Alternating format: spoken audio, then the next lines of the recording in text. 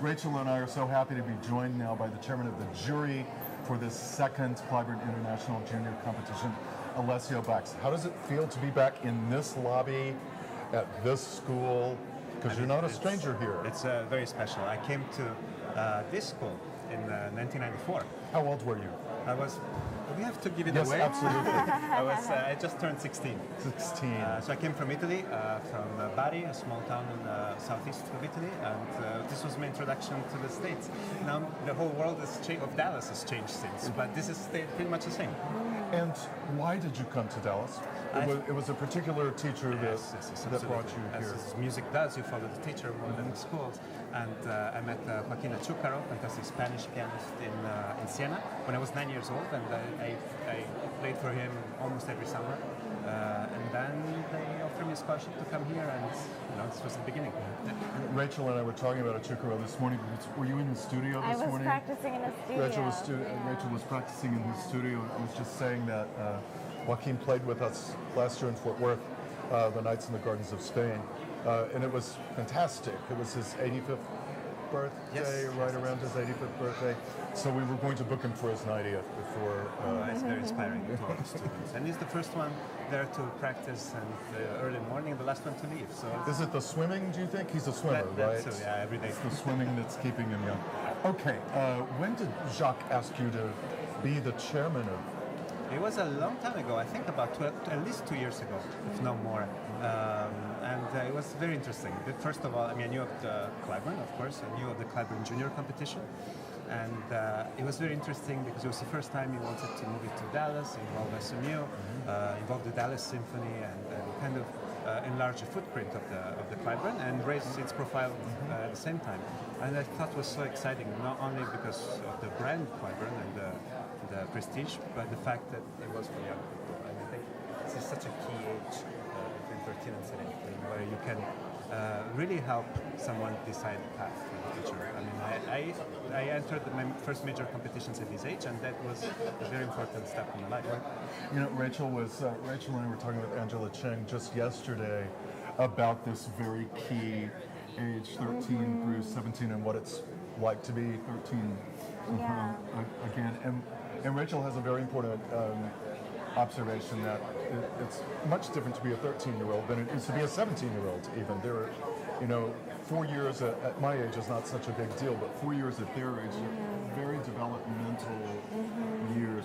What do you think about choosing the repertoire at an age like that? And do you listen differently? We try not to.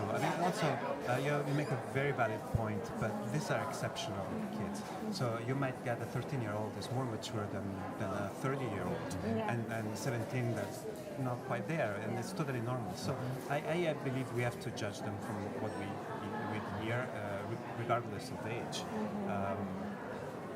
That's interesting because when you go to let's say an international competition that's from 18 to 32, I feel they do consider the age, because when you have an 18-year-old that maybe is not so refined, not so finished yet, but you see the promise and the excitement, versus a 30-year-old who's obviously more mature. Right. That's so interesting. I think that in big major international competition also you have to think so much of the future, and how a winner is able to sustain a major career would be a complete change of lifestyle and expectations, and so there are a lot of factors involved in that decision. Here we really try to encourage musicians, and of course they'll get a lot of help, but it's a different stage in their life. You think about it, you could be a 17-year-old in this competition, a 17-year-old in a major competition as well. What's the difference? Yeah. Well, Jacques was also telling us that you will be sending your comments to each of the competitors. I think that's really, really interesting. And a major difference. Yeah, and a major difference. And the whole spirit, I think, is different. There are 14 pianists that are invited as part of the festival. Pianists, some of them apply just for the festival, some for the competition and the festival, and there are so many other activities surrounding the competition, so it's all positive.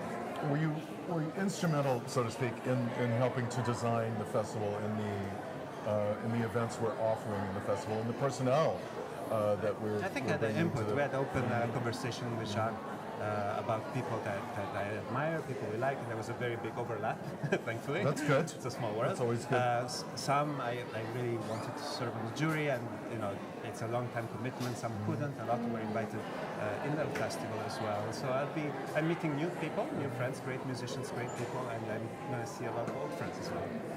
For both of you, do you feel with these competitors, I mean, both of you are competition veterans yourselves, do you feel what they're going through when they're playing? Well, I don't know about you. I mean, you're on the jury, but I think they're having even a better time than I ever did. I think they're so focused, and I can see the dedication on their face. It really means a lot to them. Yeah. Absolutely. I mean, it's the level not only of talent, but of focus and commitment. It's extraordinary.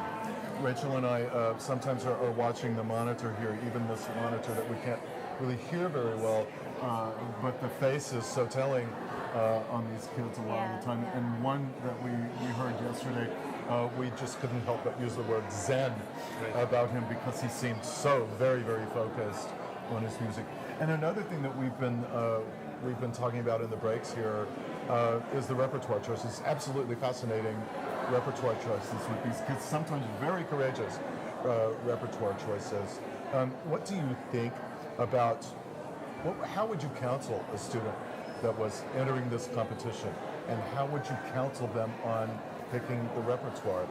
I mean, there are many different ways to go about it, and I think you have to tailor a repertoire to the pianist, their strength, and so on. There's quite a lot of free choice here. I mean, there's some guidelines, but at the end, for myself, I wanted to give always a fully satisfying concert on every stage. Something that makes sense. If you show that you're able to play in different styles, for me was always a plus. And be able to make programs that make sense and they're satisfying and enjoyable. And that shows the most. And something they're going to use forever, that ability to make those programs.